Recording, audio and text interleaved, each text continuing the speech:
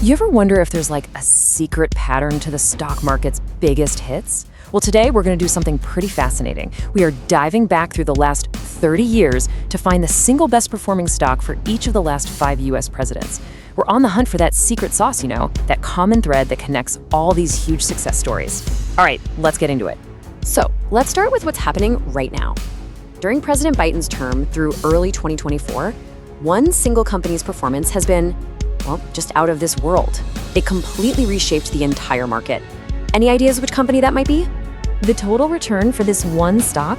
An absolutely mind-blowing 933%. I mean, think about that. That's like turning every $1,000 you invested into more than $10,000. So what kind of company pulls off a return like that? Especially with all the inflation and economic uncertainty going on. Here's a little hint for you. The company behind this wild growth is the very same one that's building the hardware, the literal engine, for the artificial intelligence boom that we're all watching unfold right now.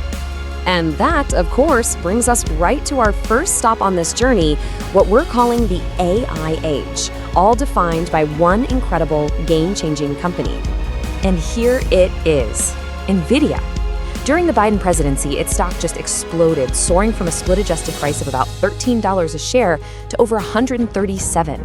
So the big question is, how did a company that's been around for 30 years suddenly become the hottest story on the market? Well, NVIDIA's transformation is just incredible. They started out making graphics processing units, GPUs, mostly for video games. But they made this brilliant pivot, realizing those exact same chips were perfect for powering the huge calculations needed for artificial intelligence. They didn't just ride the AI wave, they basically built the surfboard. And the success was just staggering. By early 2024, it was estimated that NVIDIA controlled more than 80% of the entire AI chip market. That's not just being a leader, that is pure dominance.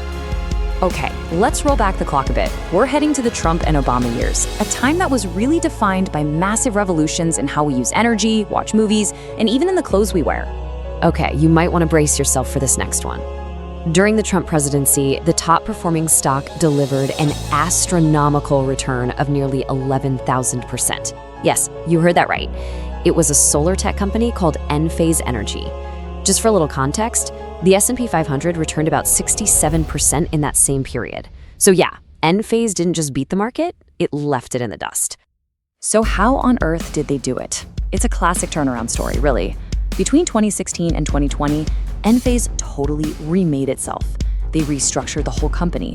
They brought in brand new leadership. And, this is key, they expanded their products from just one component to entire home energy systems.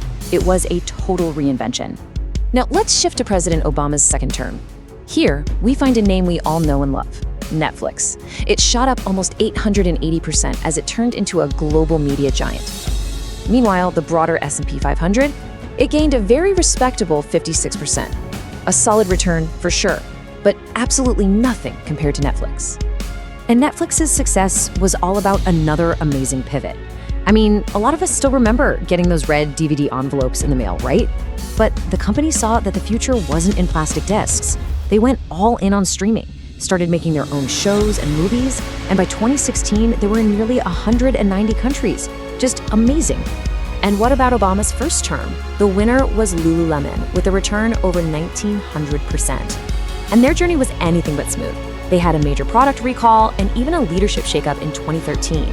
But still, that athleisure trend they basically created was so powerful that it carried them through all the drama to deliver these massive returns.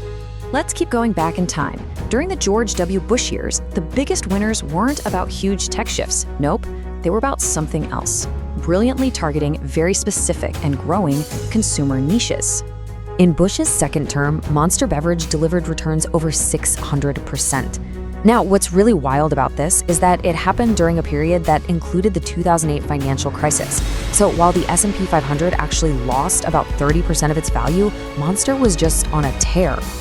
And this company's change was dramatic. They used to be called Hanson Natural, and they sold stuff like fruit juices and sodas, but in 2002, they launched a little thing called Monster Energy. It was a total smash hit. By 2008, that one product line made up 85% of the entire company's sales. They found their niche and just completely owned it. And during Bush's first term, right after the dot-com bust, we've got another 1,000+% gainer, Tractor Supply. And this one wasn't about high-tech or some new energy drink. It was about perfectly tapping into a changing American lifestyle. Tractor Supply's pivot was just brilliant. They started out as a mail-order catalog for professional, full-time farmers, but they completely shifted their focus to serve this growing wave of people interested in the rural lifestyle. You know, hobby farmers, people with big properties. They basically became the one-stop shop for a whole new demographic. All right, for our final stop, we're landing in the Clinton administration. Now, you might think during the dot-com boom that a tech startup would top this list, but surprisingly, the biggest winners were actually established giants that just figured out how to master global scale. During President Clinton's 2 terms, the top dogs were Walmart and Citigroup. Now, unlike our other examples, these were already huge companies, right? Their challenge was different. How do you get massive growth when you're already a giant? Well, it turns out they found their own ways to innovate. Their strategies were all about scale, just on a bigger level. Walmart pushed its low-price, high-volume model all over the world, while opening new supercenters like crazy back home.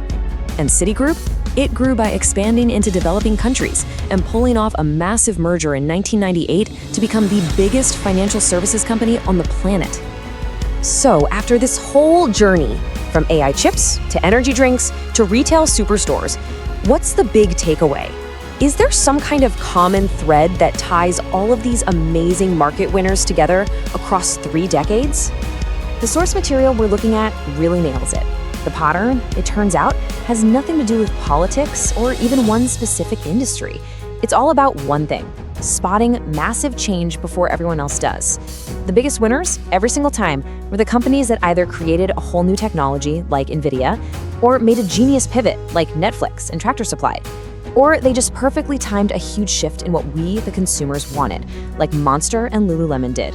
And that leaves us with one last really big question to chew on. Looking at the world today, what's the next big thing? What's the next major innovation or strategic pivot or shift in our habits that's going to create the defining company of the next era?